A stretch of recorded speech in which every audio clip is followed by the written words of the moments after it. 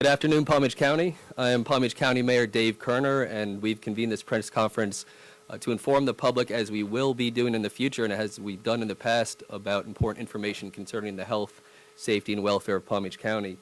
As many of those in this room just saw, I have now executed an order of state of emergency as of 2 p.m. today here in Palm Beach County.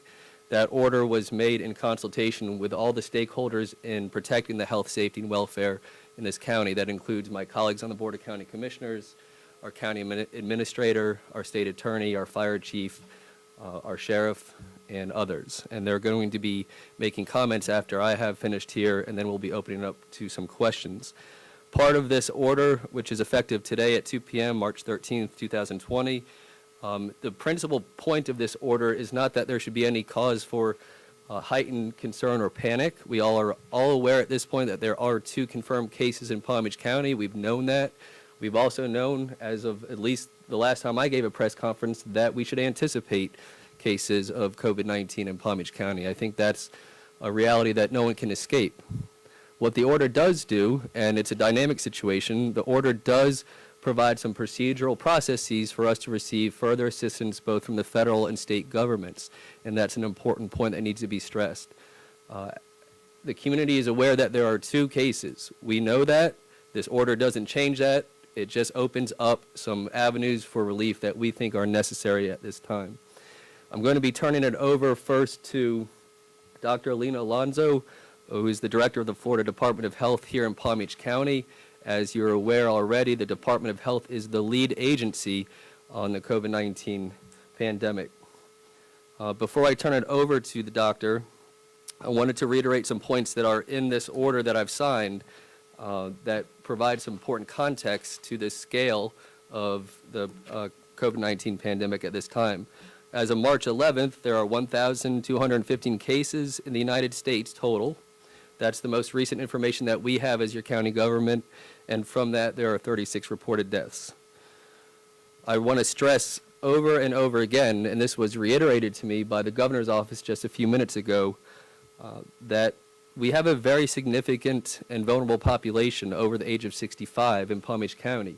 That is one of the foundational issues that we discussed in deciding to issue the state of emergency. This state of emergency order is on the heels of the March 1st, 2020 governor of the state of Florida executive order that was issued, number 20-051. And then, as we're all aware, on March 9th, 2020, the governor of the state of Florida issued executive order 2052, declaring a state of emergency in the state of Florida based on the ongoing risk of COVID-19. And then, of course, there's the fact that 8 other counties in Florida have similar situations. Finally, Section 9-35 of the Palm Beach County Code of Ordinances provides that whenever an emergency has placed the citizens of Palm Beach County in danger of loss of life or property, a state of emergency can be declared by the county mayor, and that's what is happening today. This state of emergency should not change anything in your life except to pay more attention to what's going on, to be diligent in watching out for your personal health, and being even more concerned about not interacting unnecessarily or unscreened with vulnerable members of our community, i.e. those that are 65 years of age or older. With that said, I now turn it over to Dr. Alina Alonso, the Department of Health. Thank you. Thank you very much. Very happy to be here. As the lead agency, the mayor mentioned, it is my pleasure to give advice to our incident command structure here at the EOC. We're trying to speak with one voice, and that's very important, so that our citizens are receiving the same message and a consistent message. The Florida Department of Health's most important objective since this began is to decrease the impact of the coronavirus by using one very important epidemiological process, and that's called social distancing. I have a curve over here to help illustrate what I'm talking about. In any natural epidemiological event, you have a curve that, if it's left untouched, will go up very quickly and then start coming down over a period of time. That might be 1 year, it might be 3 years, like it was for H1N1 in 2009. What we try to do as part of public health and prevention is to move the curve to the right by giving us a time to prepare. And we try to decrease the impact of the lives of people that will be lost and the number of people that will be affected by it by social distancing. That's why you keep hearing the message of washing your hands and so forth. So this is a proven method to, and most importantly in this case, because this virus has no antivirals and it has no vaccine. The testing will only tell you whether or not you're positive, but the things that you have to do remain exactly the same, whether you know that you have the virus or that you're just simply sick. So let me get to what we can do in terms of social distancing. That means that everybody needs to be washing their hands, covering their cough, not going to work or to church or to social events or travel if you are sick. Why? Because no matter what you're sick with, you're going to make other people sick. Even if you just have the common cold and you're making somebody sick, they're going to be worrying and concerned whether or not they have this virus. We also want people to make sure that they're not going to the hospital unless you need emergency care. That is something that everybody knows. Hospitals are there for emergency care. The ER is for critical people. If we tie up the emergency rooms with people that want to get tested, then we're creating a huge bottleneck for that person. And it may be your grandmother, it may be your neighbor that needs an emergency procedure. Okay? So the hospital should not be used for non-critical individuals. The other part is, who are you going to call for information? Right now, we are clogging up many of our calls going to the health department.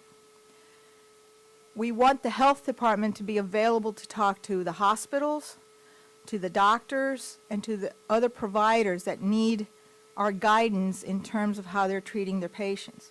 For general questions, please, the public, call 866-779-6121. You can also go to the CDC webpage. They have probably every question that you have asked already answered for you there. The more you help us to get the information, the more we can do the important work of communicating with our providers and the people that really need our guidance.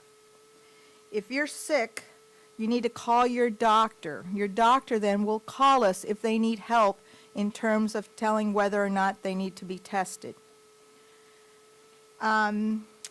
We want to make testing more available. We know right now there's some bottlenecks. With this state of emergency, this will give us the opportunity to work with our providers here in town and increase the availability of that testing process. Let me explain something because people are a little confused. There's two parts to the testing. The one test is when you go to see your doctor, that he takes a long Q-tip and he does a swab of your nose and your throat. He should also be testing you for the flu virus, the flu A or flu B, and any other condition. You may simply have a common cold. The need to explain whether or not you traveled is not necessary anymore because we know we have person-to-person transmission and you're going to get it from somebody who has not traveled or you have not traveled. So that requirement is gone in terms of the testing. So after they do the swab of your nose and the swab of your throat, then they put that little Q-tip or little long Q-tip into a test tube that has liquid on the bottom of it. That's called medium. So that test tube then gets sealed, it gets packaged, and it goes to a lab to get processed.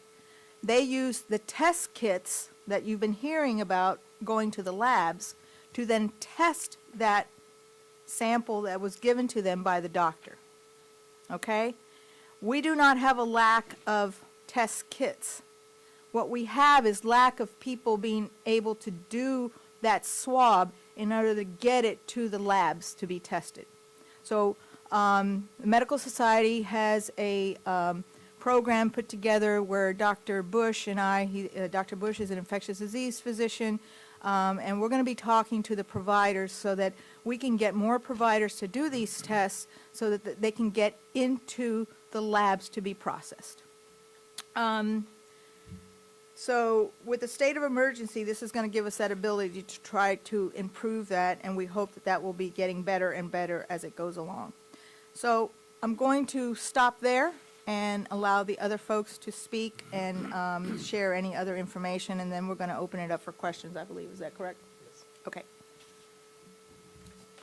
Thank you, Dr. Is this all my stuff? Don't take all. Ah, Again. I did it again. Thank you, Dr. Alonso. We're now going to welcome remarks by our County Sheriff, Sheriff Rick Bradshaw. Thank you, sir. Thank you, Mayor. I just wanted to clear up some points, make it crystal clear to everybody, because we've had some phone calls about, what are you going to do with this? What are you going to do with that? One of the things I want everybody to be very, very clear on is if the health department says to you self-quarantine or you get served with a confinement notice, this is not a casual request, folks. The sheriff's office is fully capable of enforcing these orders from the health department. And trust me, you want to stay in your residence, you do not want to stay in my hotel. It's much more comfortable at home. So take these orders very seriously. We've also had some phone calls from people saying, well, what about people getting out of jail? How do we know they're okay? Nobody's going to come into our jail that we believe is infected. We screen everybody that's arrested before they come into the jail. So if somebody's released, it's not going to be an issue. All right, so don't worry about that. And the last thing, excuse me, I see my partner here, the state attorney. He's going to talk to you, I'm sure, about price gouging out there. So there's some phone numbers to call, but I'll let him cover that. Thank you. Thank you, Sheriff. At this time, it's my pleasure to welcome to the podium Palm Beach County Fire Rescue Chief Reginald Dern. Thank you, sir, for joining us today. Thank you, Mayor. I first want to tell everyone that Palm Beach County Fire Rescue has been preparing for this specific event for 2 months now, as well as continually training on how to mitigate circumstances that involve viruses of this effect. So I want to instill a sense of calmness. I also want to let you know that what we've done is we've modified our dispatching questions to ask more questions specific to ascertain whether or not individuals could possibly have been exposed to or been in a circumstance where they may have COVID-19. While this questioning is going on, I want you to know the dispatcher is still responding, still dispatching units to the scene, same responses we've always had, equaling the same rapid response times. Once units arrive on the scene, if it is indeed a situation where they suspect someone may have been involved in COVID-19, whether a positive test or potentially as such, we're going to limit the number of personnel that enter into the area where that person is. So that means one person will be suited up in a rather unique outfit that you probably don't see very often, but it's for the protection of you as well as our personnel. Indeed, if indeed we do transport someone, again, we're going to limit the exposure of our personnel to that individual in the back of the rescue unit, but we will certainly be doing everything we can to provide them the care they need. I want to emphasize that our purpose is for emergency care. I think as Dr. Alonso has stated that by and large, individuals who are exposed to COVID or who might have some symptoms of COVID-19 don't necessarily require an emergency transport, that much of this can be handled through local physicians. I also want you all to know, please, we're going to continue to prepare. We're going to continue to get better. We've been through events such as in the past, and we'll get through this one. And I want to say once again, the men of Palm Beach County Fire Rescue, men and women, are definitely prepared to take care of the situation as it presents itself. Thank you. Thank you, Chief. All right, so the questions that I get most by text, email, phone call deal with our children, of course, and our public school system. So it is my deep pleasure to invite to the podium the Superintendent of Palm Beach County Schools, Dr. Donald Fenoy. Thank you, sir.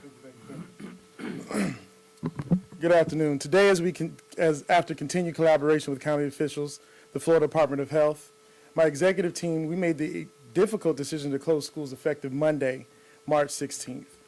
Aftercare is still scheduled for today, so are extracurricular activities. Also, very important, the SAT will be given on Saturday. Next week was already an abbreviated week as Tuesday is primary day, and schools were previously scheduled to be closed for voting. Students are off for the next 2 weeks. Now, let's talk about employees. As the largest employer in Palm Beach County, I'm sure this is very important to folks. District offices will remain open. All 12-month employees and school food service managers will continue to work during this period.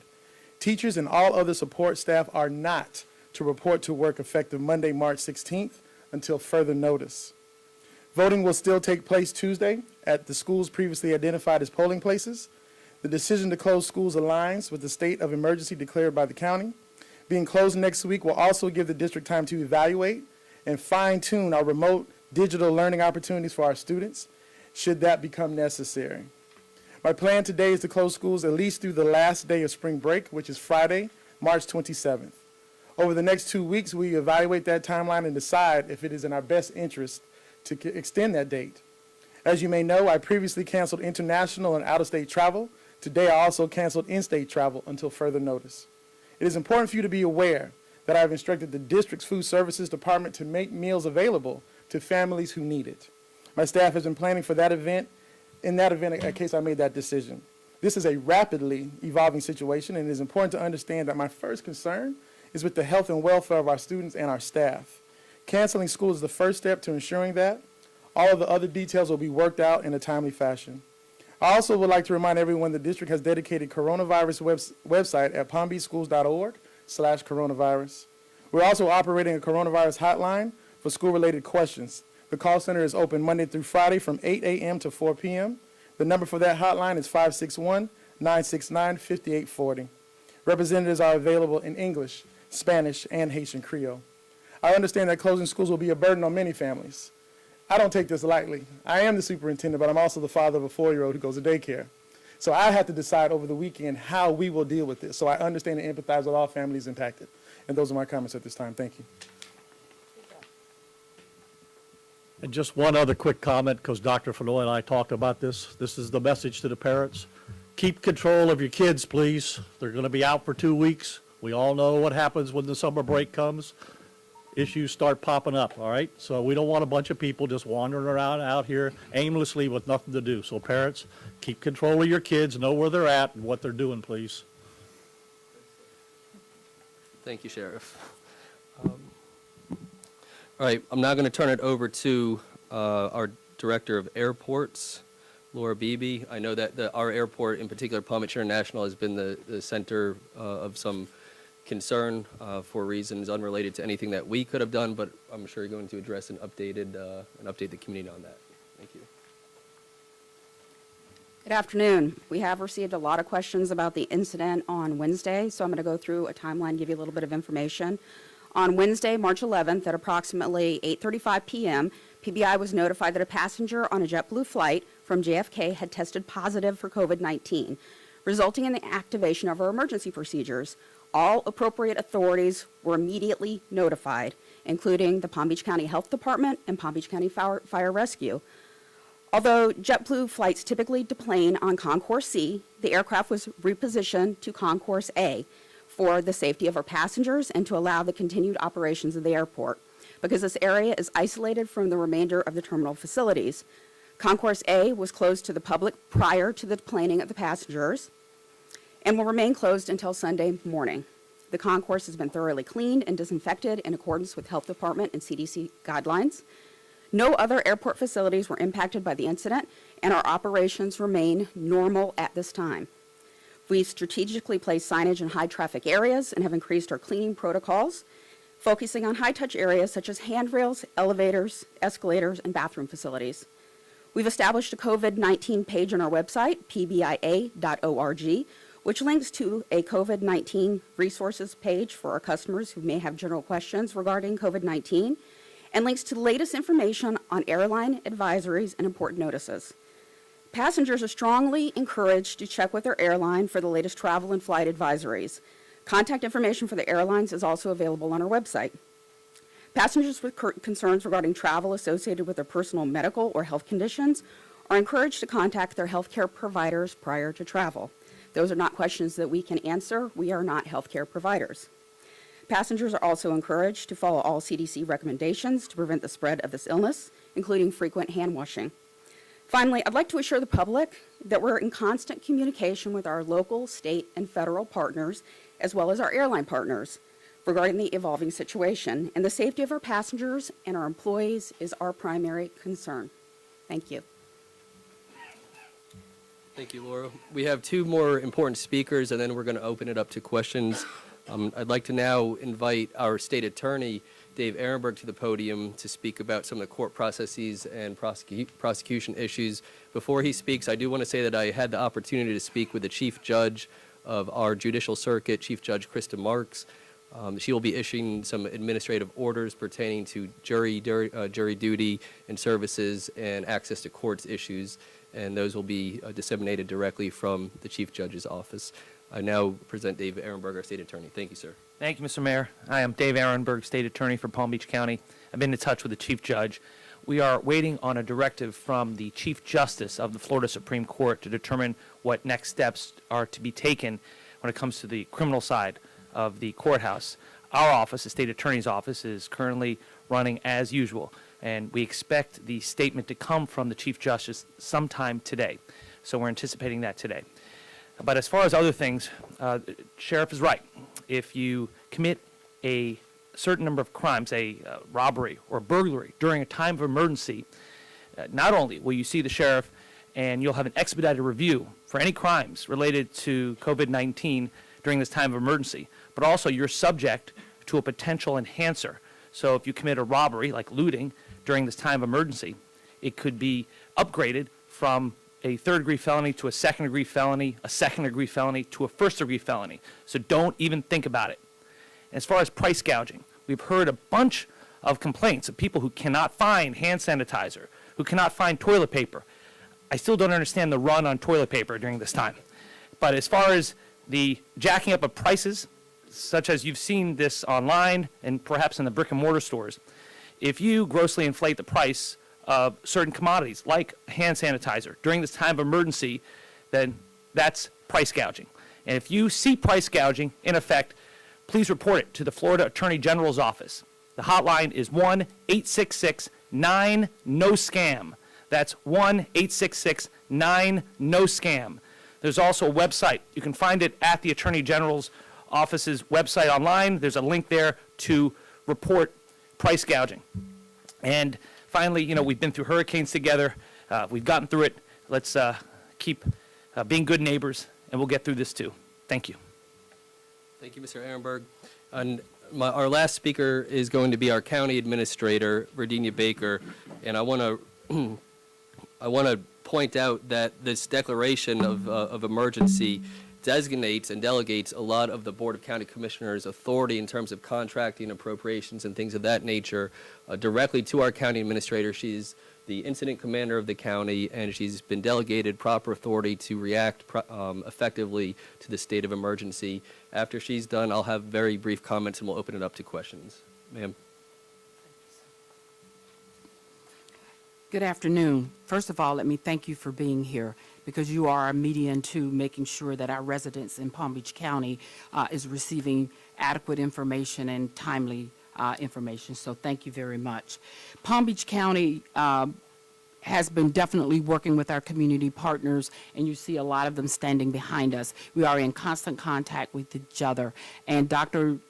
Alonzo is definitely our medical liaison when it comes to communicable disease disasters, and so we have been relying very heavily on her. But we've also been working with other community partners, the medical society, the hospitals, et cetera, and we will continue to work with them in order to get us through this particular process.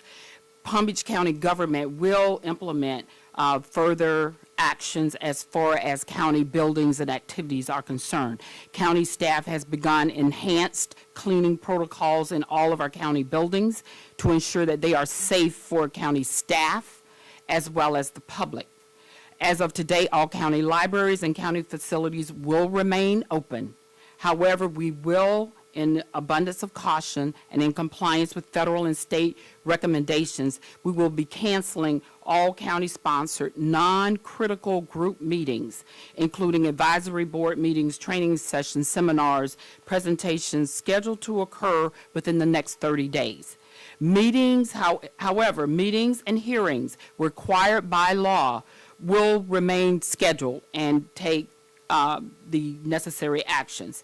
We will require that our staff who staffs these particular boards will take into consideration social distancing as the doctor referred to earlier, and other preventive measures that will be implemented to keep us all safe. As conditions change, we will continue to release that information to the public and hopefully through you as our partners, the press.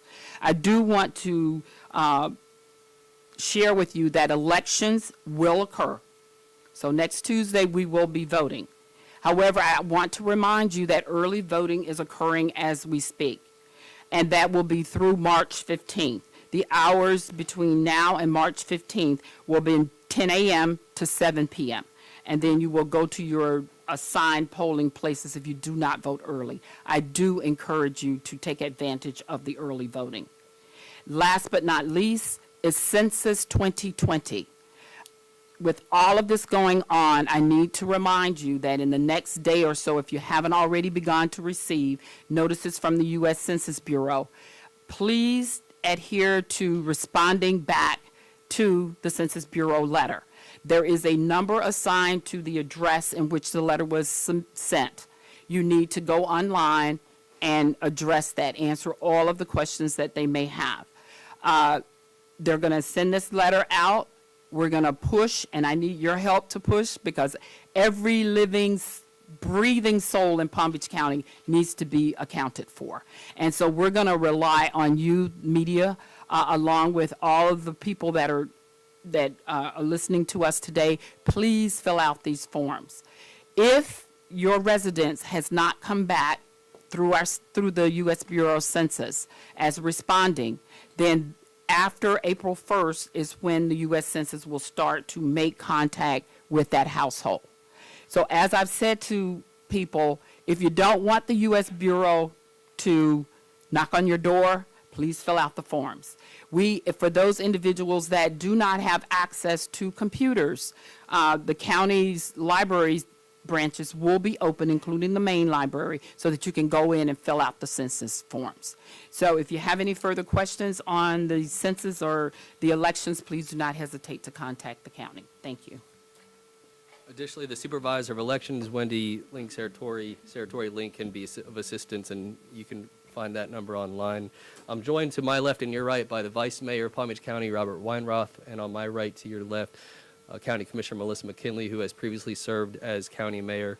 Would either one of you like to make any comments to your constituents? We thank you for being here. The entire Board of County Commissioners we are here at the Emergency Operations Center right now in this press briefing, and your elected leaders will continue to be here and be of assistance to operational leaders that are standing behind me.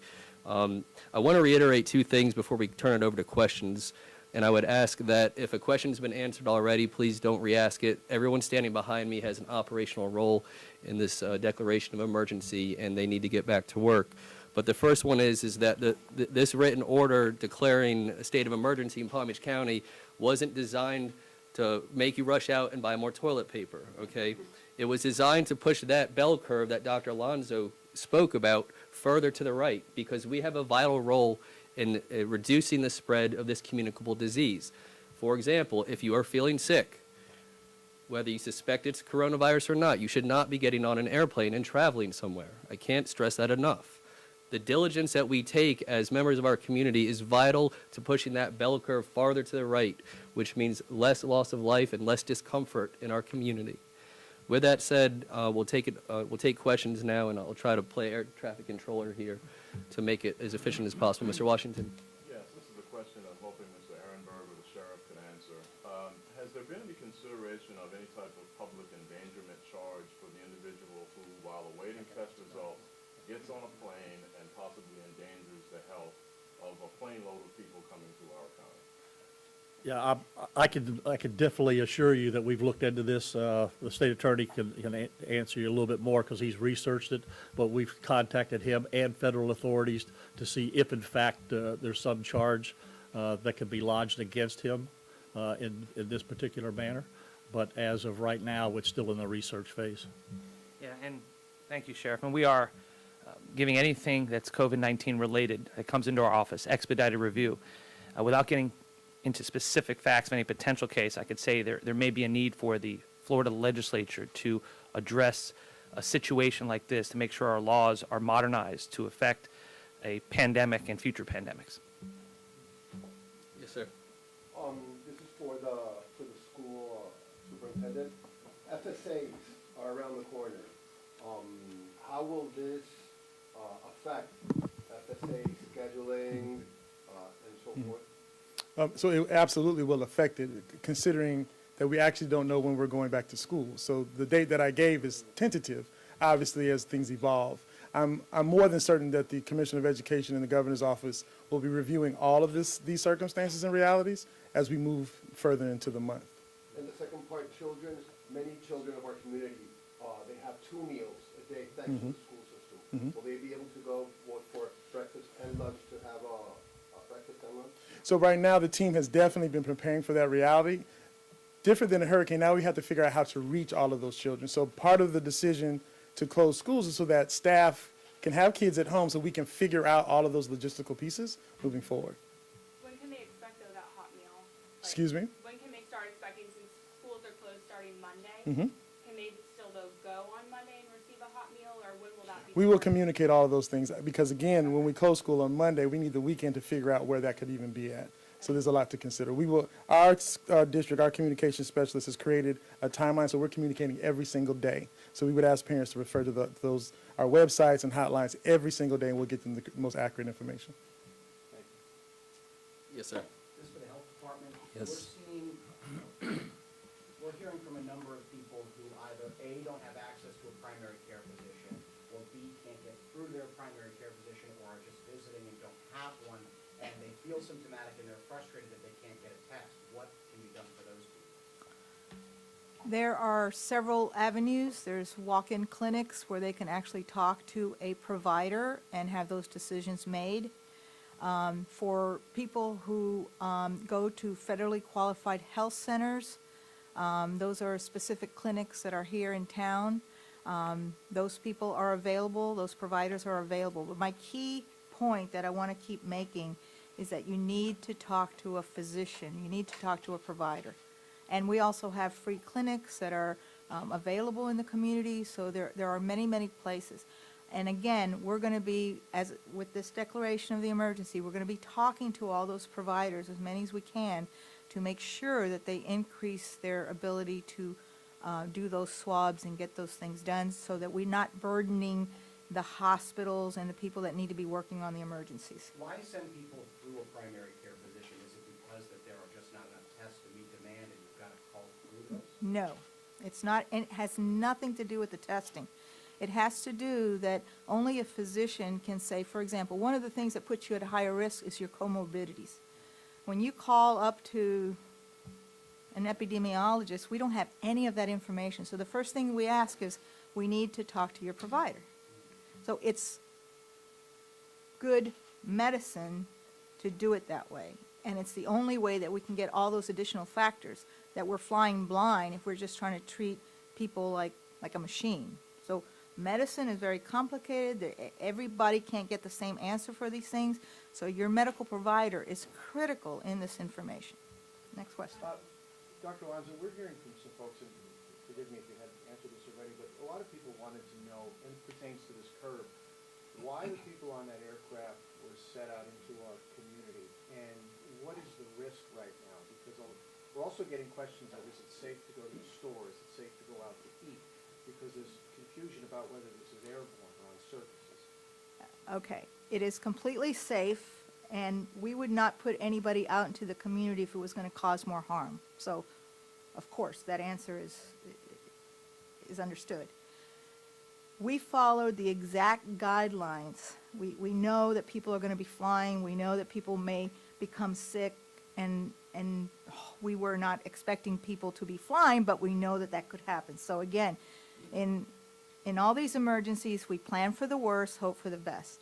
So we were hoping that people wouldn't do, but we certainly planned for it. And that's why Laura mentioned all the guidelines that we have. So those people were treated exactly the way with the protocol. The protocol for an airline is very different from the ships. Okay, we're not going to fly people around for 3 weeks and then land them off back where they belong. So with an airplane, what we do is we look at 2 rows behind the person, 2 rows in front of the person, 2 rows to either side. And that's exactly what we did. I personally saw every single person in that airplane. I interviewed and examined the passenger that was ill. He had no symptoms. The passenger had no symptoms at all. The passenger was afebrile. So all these things are taken into consideration. Everybody who is positive is going to be quarantined. That means you're going to stay in your house, in your home, or wherever your destination is for the number of days that we recommend. The number of days depend on when you had symptoms. So he was appropriately sent to his home. The people surrounding him were appropriately told to monitor for any symptoms. That's exactly what we did. And the rest of the people that were not in that vicinity of the passenger were then released from the airplane and sent home. And I spoke to each one of them. I answered all the questions that they had. Most people, despite this being a horrific, scary situation, were very grateful and accepted the fact that they know this is going to happen. This is going to happen in other places. This just happened here, so it's very local. So the question also in terms of the crew, that's the other group that we identified. I spoke to all the crew. They're also followed by the quarantine station, and all those guidelines were followed to a T.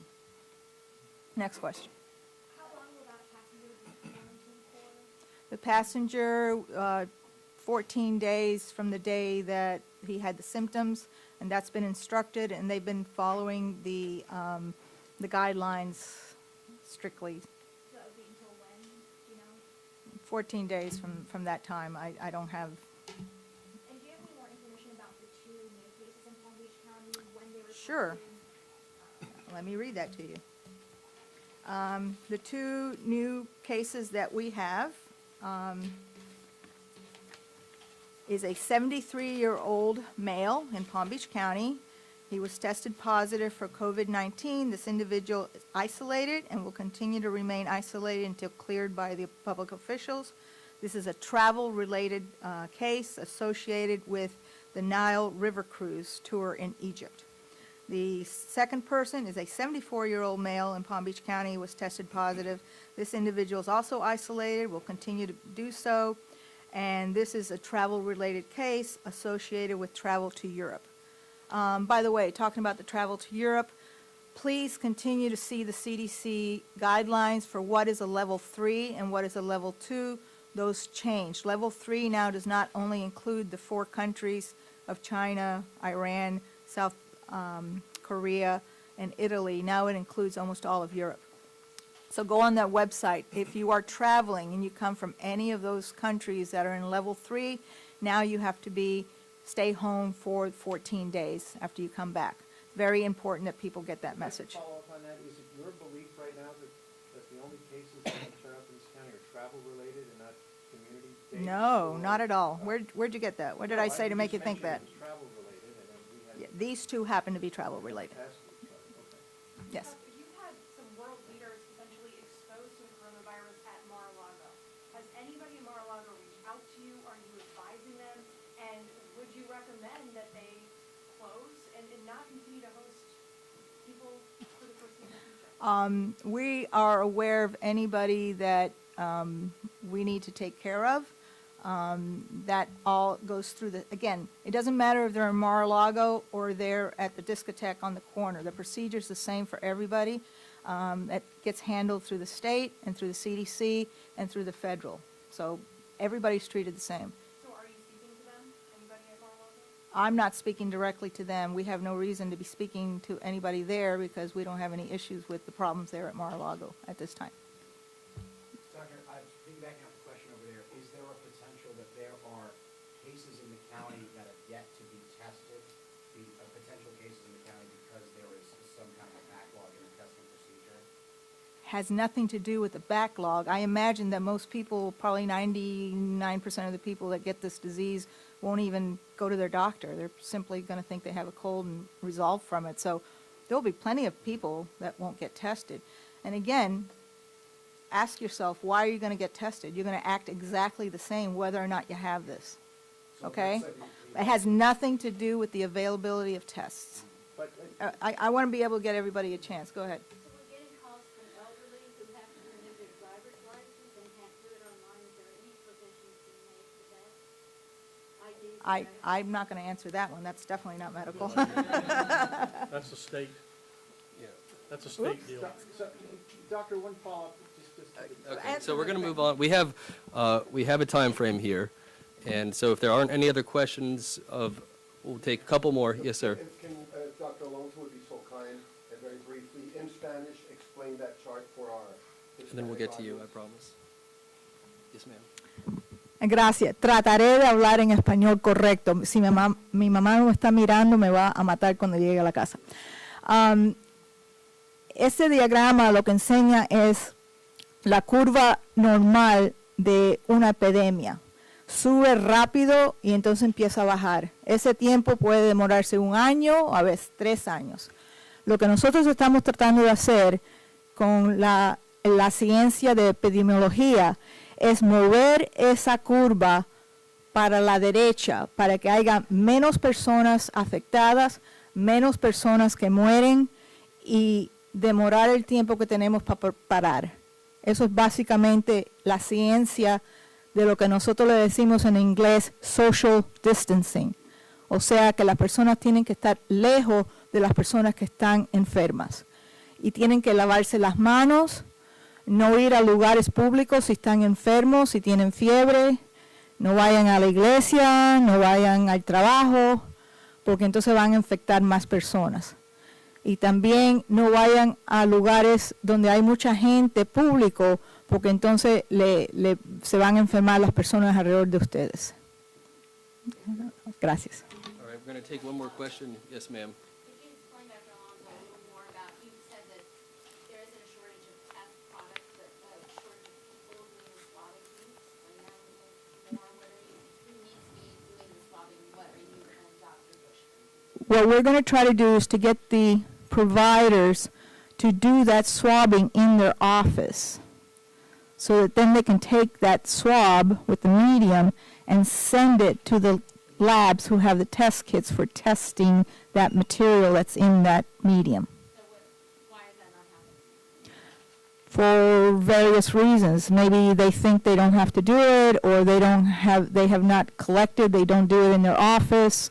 There could be probably, if you talk to the doctors why they're not doing it, you might get the answer to that. But have you had anyone who, a doctor who said, I want a certain patient tested and the test wasn't available? We have not had that situation. That's why I keep saying in Palm Beach County, we've been very organized. We've been able to do this quite efficiently. We have even, we had somebody who needed the test picked up. We have picked up the test in the early beginning ourselves to make sure that they get to the Miami lab. We have shipped, before we had the Miami lab available, we were shipping these things to the CDC.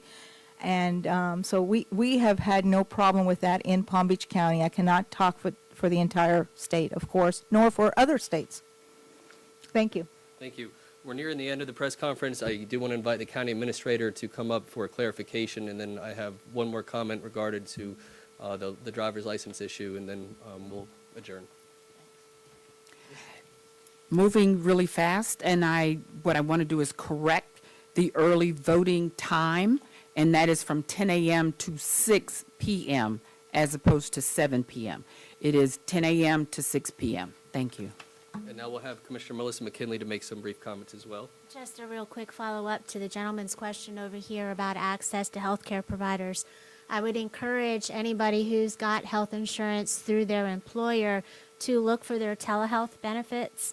Many different companies and employers offer that. I do know that there are healthcare organizations in our community, Baptist South Florida being one of those, that is providing a mechanism to have your first telehealth consultation with a doctor provided free of charge. And so look around over the internet and online for those types of resources that are readily available. Thanks. All right. With regards to the driver's license issue, again, I want to caution the vulnerable population about going out into public unnecessarily into an area where there may be a lot of people, like the driver's license office. But if they feel that it's necessary, that's handled by the Palm Beach County tax collector, and that phone number is Well, I just had it. Now it won't let me do it. Let's see. 355. Well, let's see what happens here. I'm gonna call them. 355-2264. Yes, ma'am. Well, it's definitely a dynamic process. I think every day later is a day deeper into this process. So if they feel that it's necessary, they need to either try to renew online or they need to make a personal decision to go into government office building. Our government buildings are still open. That may change in the near future. And then second of all, with regards to, there was an issue of voting, Vice Mayor Weinroth reminded me that we're both in a presidential primary and municipal elections. Polling places on the date of the election may change, so I would encourage you to go to pbcelections.org. pbcelections.org. This press conference is about our civic duty of not spreading this virus. That doesn't mean that our civic duty of not voting goes away. So if you're interested in voting, I've already voted by absentee ballot, or vote by mail is what we're calling it now. So if you haven't voted, try to do it earlier rather than later. We're in an early vote period where there's no crowds at early voting. I promise you, I drive by every day. There's no one there. You can get in and get out. The last point that I wanted to make is that this declaration of emergency is for 7 days. It's restricted by law. Begins at 2 p.m. today and will extend for 7 days. And then obviously we're going to have to readdress this issue and either extend the order or not. So we will be in constant communication with the members of the press, our constituents. I appreciate the press's role in communicating these issues to the public. And with that, please be safe, and we are adjourned. Thank you.